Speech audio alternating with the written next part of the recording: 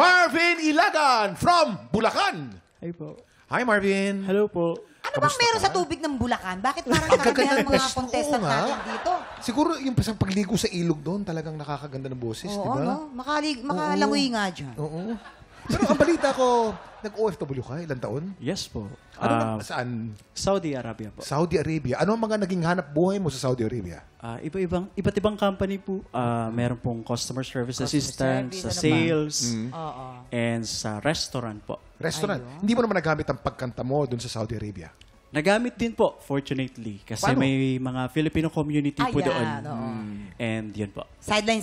Sideline. Racket. Pag mayroon pong... Aba, oo. aba.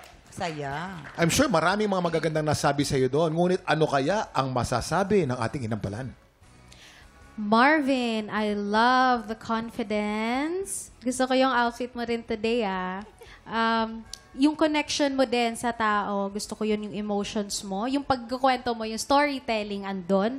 Pati yung range. Andun yung range mo, mataas ang boses mo. Pati sa mga mellow parts, sa mga verses, malinaw din. Sakto lang. Hindi siya OA, hindi rin siya kulang. Sakto lang. Bagay sa'yo tong song na to, pero feeling ko meron pang mas bagay sa'yo na kanta. Ayan, thank you, Marvin. Yun lang. Thank you po.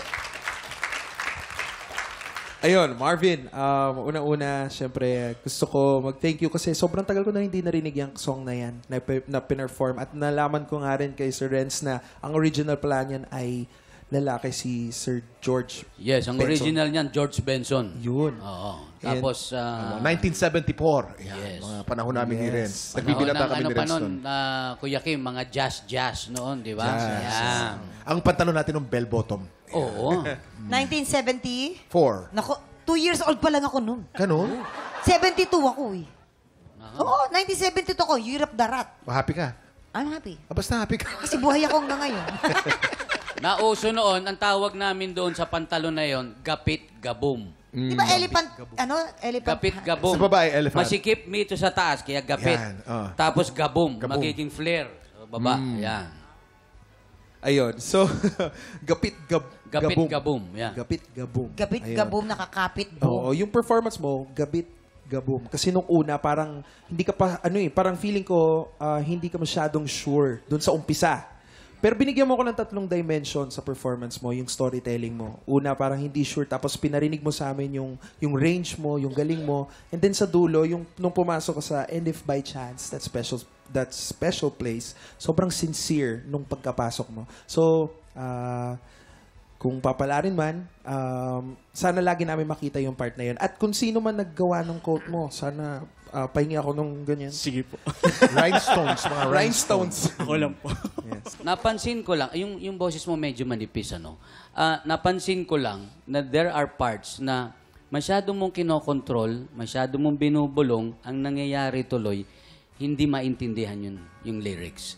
So, iwasan mo yun. So, hindi naman masama ang nagkokontrol.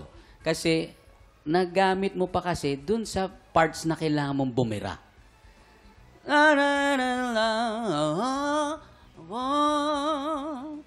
Parang hinigop mo yung boses, imbes na ibuga mo, kinontrol mo. Wag. Pag yung part na yon, ibira mo na. Kailangan yon. Pati yun sa dulo. Kailangan. Kaya yun lang ang napansin ko. Too much control. Iwasan mo yung ibang parts ng ganun. Yun lang. Maraming salamat. Anong score kaya ang bibigay ng ating mga inampalan? Marvin, ang stars mo today ay... 3 stars! Marvin, ang stars na para sa'yo ay...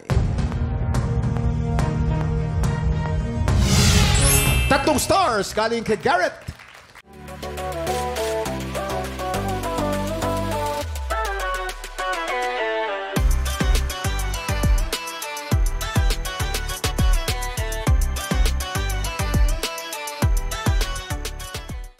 Big Tropa, pinanood mo hanggang sa dulo itong video na ito? Abay, very good ka! For more happy time, watch more TikTok Lock videos on our official social media pages and subscribe to GMA Network official YouTube channel.